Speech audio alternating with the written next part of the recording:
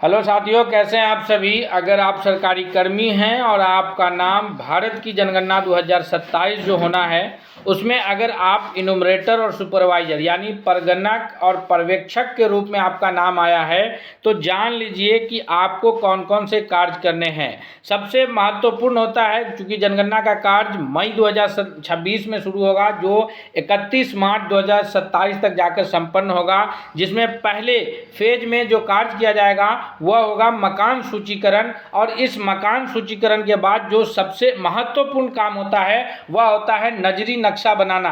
जानिए कि जो आपको एरिया मिलेगा, जिस एरिया का आपको जनगणना करना है, उस एरिया में जितने भी घर होंगे, मकान होंगे, उनकी संख्या आपको दर्शानी होंगी। जितने भी मंदिर, मस्जिद, जो पंचायत भवन, सार्वजनिक स्थल, विद्यालय, तालाब, पोखर, नदी, नाला, उन सबको आपको उस नजरी नक्शा पे दर्शाना रहेगा।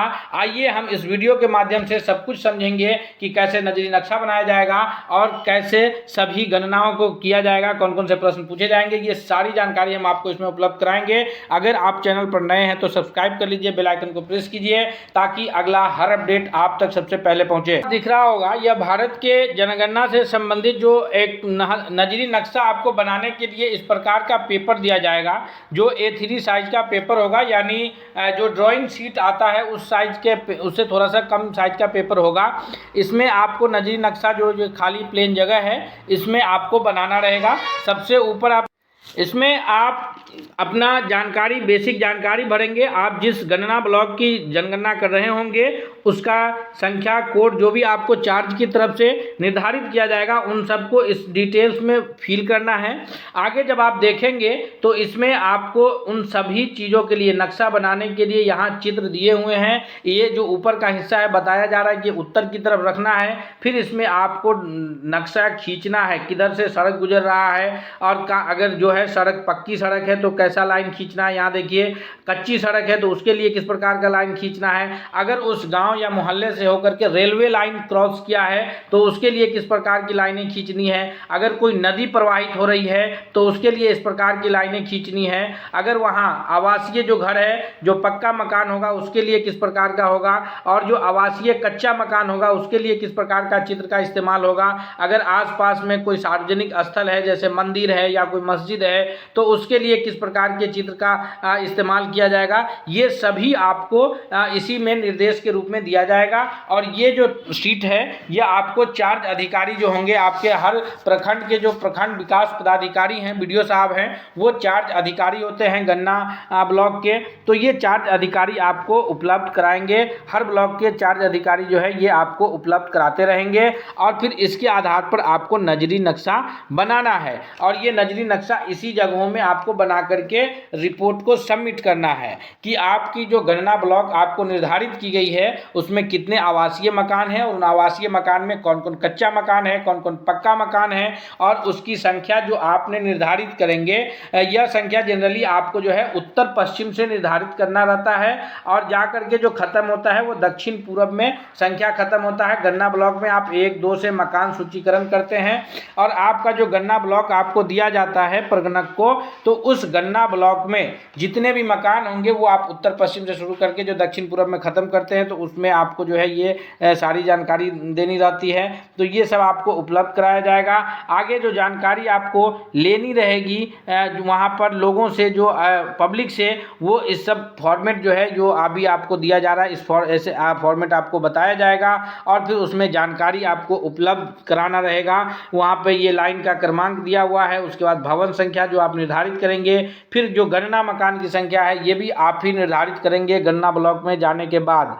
उसके बाद उनसे जो जानकारी लेनी है, जिन घरों की आप, जिन मकानों की सूचीकरण करेंगे तो उनसे आप जो है मकानों की गणना के बारे में जानकारी लेंगे। ये हम आपको जूम करके दिखा रहे हैं कि यहाँ पर आपको जो जानकारी लेना है कि जनगणना में मकान का फर्श किस प्रकार का है, उसकी दीवार और छत किस प्रकार की सामग्री का है। फर्श, दीवार, छत तीनों के लिए अलग अलग कॉलम बने हैं। इसमें से अगर फर्श जो है मिट्टी का है, लकड़ी का है या फिर बांस का है, फिर दीवार किस प्रकार का है, फिर छत किस प्रकार का है, तो इसमें से जो कॉलम आएगा उसको उसमें आपको भर करके दिखाना रहेगा। उसके आगे है कि जनगणना मकान में उपयोग का पता लगाएं कि उसमें किस प्रकार के सामग्री का इस्तेमाल किया गया है। फिर परिवार का क्रम संख्या आपको बताना रहेगा। चूँकि एक भवन में एक से अधिक मकान हो सकते हैं और एक मकान में एक से अधिक परिवार निवास कर सकते हैं। आप वैसे चिंता नहीं करें, ये सारी जानकारी आपको जो है जब ट्रेनिंग होगी तो उस ट्रेनिंग में आपको बताया जाएगा। ये सारी जानकारी वहाँ आपको उपलब्ध कराई जाएगी कि एक भवन के अंदर अगर आप भवन संख्या का निर्धारण करते हैं तो अगर कोई बड़ा भवन है तो उस एक भवन में एक से अधिक गणना ब्लॉक हो सकते हैं, गणना मकान हो सकते हैं। एक भवन में एक से ज़्यादा मकान हो सकते हैं और एक मकान में एक से ज़्यादा परिवार निवास कर सकते हैं। जैसे मान लीजिए कि कोई एक भवन है, उसमें 3 फ्लैट बना हुआ है, तो वहाँ पर एक ही बिल्डिंग में 3 फ्लैट है तो भवन संख्या 1 होता है वहाँ, और तीनों फ्लैट का अलग अलग मकान संख्या हो जाता है तो मकान संख्या 3 हो जाता है। अब तीनों फ्लैट में, एक फ्लैट में अगर कोई 2 परिवार रह रहा है, एक रूम में एक परिवार, दूसरे रूम में 2 परिवार, दूसरा परिवार, तो वहाँ परिवार की संख्या एक फ्लैट में अगर 2 परिवार रह रहा है और पूरी बिल्डिंग में 3 फ्लैट है तो परिवार की संख्या वहाँ 6 हो जाएगा। क्योंकि 2-2 परिवार रहेगा तो एक मकान में 1-2 परिवार रह सकता है, तो वहाँ पर वो परिवार की संख्या आपको लिखना है। जो परिवार होगा उसके परिवार के मुखिया का नाम लिखना है। फिर उसके बाद जो आगे की जानकारी है वो आपको लगभग 33-34 जानकारियाँ आपको लेनी है। जो मुखिया का उनका लिंग लिखना है, महिला है परिवार की मुखिया या पुरुष है, फिर उनकी जाति पता करनी है कि वो अनुसूचित जाति है या अनुसूचित जनजाति, उनकी कोटि पता करना है। उसके बाद इस मकान के स्वामित्व की स्थिति, मकान उनका अपना है, उनकी अपनी भूमि पर है या फिर मकान किराए पर है, इसकी जानकारी लेना है। इस परिवार के पास रहने के लिए उपलब्ध की गई कमरों की संख्या, उस मकान में उनके कितने कमरे हैं, 2, 3, 4 कितने कमरे हैं, उसकी जानकारी लेना है। और फिर जो परिवार में रहने वाले विवाहित दंपतियों की संख्या, अगर एक मकान में या एक परिवार में 2-3 विवाहित, जैसे माता पिता भी हैं और बेटा बहू भी है, तो जो वैवाहिक दंपति हैं वो 2 वैवाहिक दंपति हो जाएंगे। फिर उनकी जो पेयजल का मुख्य स्रोत क्या है, वो पेयजल कहाँ से इस्तेमाल करते हैं, पेयजल के लिए जो है पानी उनको कहाँ से प्राप्त होता है। उसके बाद जो है पेयजल की उपलब्धता है, उपलब्धता किस प्रकार से हो रही है, परिसर के अंदर है वो बोरिंग से या फिर वो नल जल पानी बाहर से आ रहा है। फिर उनके पास प्रकाश का स्रोत क्या है, बिजली की उपलब्धता है या नहीं है, क्या वो सोलर सिस्टम भी अपने घर में लगाए हुए हैं। फिर शौचालय की सुलभता देखनी है कि शौचालय किस प्रकार का है, शौचालय है कि नहीं है, या फिर वो पूरा परिवार सार्वजनिक शौचालय का प्रयोग कर रहा है।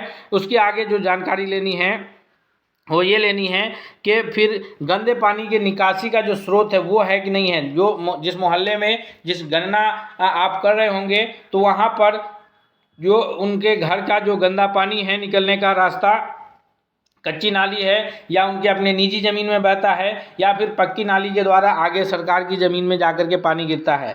फिर उनके रसोई घर परिसर में स्नान के अंदर स्नान की उपलब्धता है या नहीं है। आगे है कि रसोई घर में एलपीजी कनेक्शन है या फिर उनको पाइपलाइन के जरिए गैस कनेक्शन है। तो चूँकि जो है प्रधानमंत्री उज्ज्वला योजना के तहत लगभग सभी घरों में एलपीजी कनेक्शन प्रदान किए गए हैं, तो वो कनेक्शन उनके पास है कि नहीं है। उसके आगे रसोई घर में जो है एलपीजी कनेक्शन है कि नहीं ये पता करना है। खाना पकाने के लिए प्रमुख मुख्य ईंधन क्या है। अगर इन सब के बावजूद अभी भी कोई ऐसा परिवार है जिनके पास एलपीजी नहीं है तो क्या वो अभी ईंधन के रूप में जलावन का ही प्रयोग कर रहे हैं या क्या। फिर आगे रेडियो ट्रांजिस्टर है कि नहीं है उनके परिवार के पास। टेलीविज़न की स्थिति पता करनी है। इंटरनेट की सुविधा पता करना है कि क्या इंटरनेट कंप्यूटर उनके पास लैपटॉप या कंप्यूटर है कि नहीं है। अगर लैपटॉप या कंप्यूटर है तो फिर मोबाइल है तो कितने मोबाइल हैं। इंटरनेट की व्यवस्था उनको किस प्रकार से है, क्या वो वाईफाई से इंटरनेट चला रहे हैं या फिर अपने मोबाइल डेटा का इस्तेमाल कर रहे हैं। उसके अलावा जो जानकारी लेनी है कि मोटरसाइकिल या स्कूटर की स्थिति लेनी है कि मोटरसाइकिल स्कूटर या दोपहिया वाहन है कितनी है। उसके बाद कार और जीप या वैन की स्थिति लेनी है। फिर परिवार द्वारा उपभोग की जाने वाली मुख्य जो अनाज है उसमें कौन कौन से अनाज का इस्तेमाल कर रहे हैं, चावल गेहूं दाल, इसकी उपलब्धता के बारे में ये संपूर्ण जानकारी लेनी है। ये इतनी संपूर्ण जानकारी जो है ये आपको उपलब्ध करनी है मकान सूचीकरण एवं गणना सूचीकरण में। तो ये सारी जानकारियां जो है ये उन परिवार से आपको लेना है कि उसके अलावा जो और भी प्रमुख जानकारी है कि इस मकान में स्वामित्व की स्थिति, ये सभी जानकारी जो है आपको वहाँ प्राप्त करने हैं किनसे। तो ये सारी जानकारी प्राप्त करने हैं आपको जा कर के एक एक लोगों से सर्वे करके ये जानकारी आपको लेनी है और इसके पश्चात ये जनगणना कार्य होगा।